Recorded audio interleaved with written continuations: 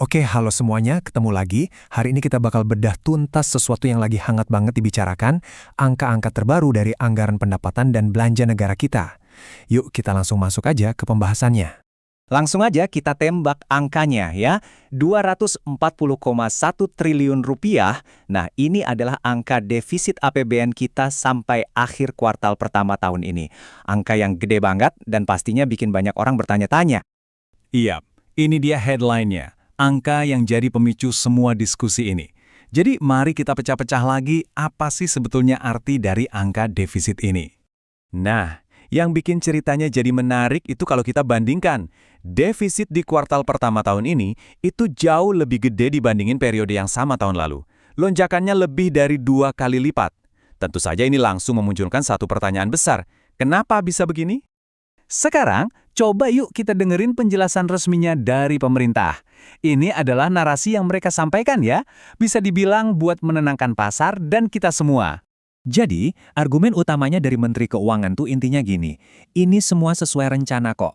Beliau bilang, jangan kaget, anggaran kita itu memang dari sananya didesain untuk defisit, dan pemerintah sengaja mempercepat belanja di awal tahun ini biar lebih merata. Intinya, pesan dari pemerintah itu jelas banget. Ini semua adalah strategi yang disengaja dan terkendali. Nggak ada yang perlu dikhawatirkan, karena ini semua sengaja dirancang supaya ekonomi bisa langsung tancap gas dari awal tahun. Oke, penjelasan dari pemerintah udah kita dengar. Tapi kan kalau kita mau lihat gambaran yang utuh, kita harus lihat dua sisi neraca. Duit yang masuk sama duit yang keluar. Nah, disinilah ceritanya mulai sedikit lebih rumit. Nah, coba deh perhatikan ini. Pendapatan negara kita memang tumbuh, naik 14,3%. Itu kabar baik kan? Jelas.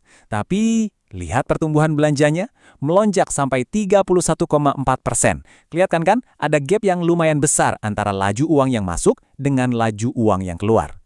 Ini dia pertanyaan kuncinya yang mungkin belum terjawab tuntas dari narasi resmi tadi. Apakah ini murni karena strategi belanja yang diratakan? Atau jangan-jangan ada faktor lain yang lebih besar di baliknya? Menurut pandangan para analis, ada cerita lain di sini. Mereka bilang penjelasan soal belanja diratakan itu rasanya agak berlebihan ya. Pendorong utamanya itu justru program-program baru yang pengeluarannya besar. Contohnya, program makan bergizi gratis atau MBG. Dan yang paling penting, ada pembayaran bunga utang yang memang sudah jatuh tempo. Jadi ini bukan pilihan strategis, tapi sebuah kewajiban yang harus dibayar. Oke, sekarang kita masuk ke satu konsep kunci yang benar-benar bisa membuka mata kita tentang kondisi yang sebenarnya. Namanya keseimbangan primer. Istilahnya mungkin kedengeran agak teknis, tapi ini penting banget. Jadi, apa sih sebenarnya keseimbangan primer itu? Dan kenapa ini jadi indikator yang krusial banget buat melihat kesehatan keuangan sebuah negara? Gampangnya begini deh, coba bayangin semua pendapatan negara, terus dikurangin semua pengeluaran negara, buat gaji, buat bangun infrastruktur, buat program-program, tapi sebelum kita hitung pembayaran bunga utang-utang kita di masa lalu. Nah, selisihnya itulah keseimbangan primer.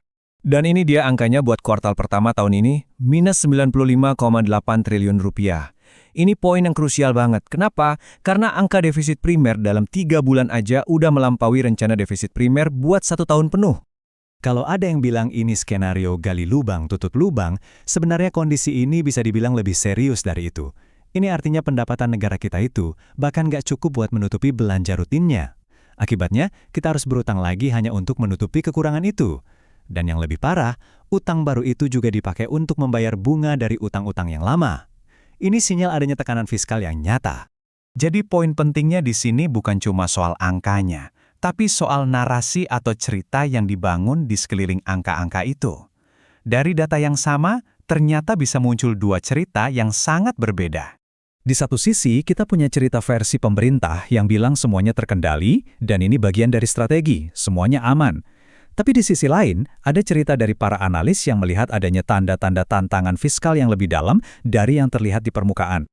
Kesimpulan dari para analis ini cukup tajam. Intinya, mereka merasa posisi keuangan kita belum pulih sepenuhnya, dan penjelasan resmi dari pemerintah itu cenderung terlalu optimis atau bahkan dianggap bluffing.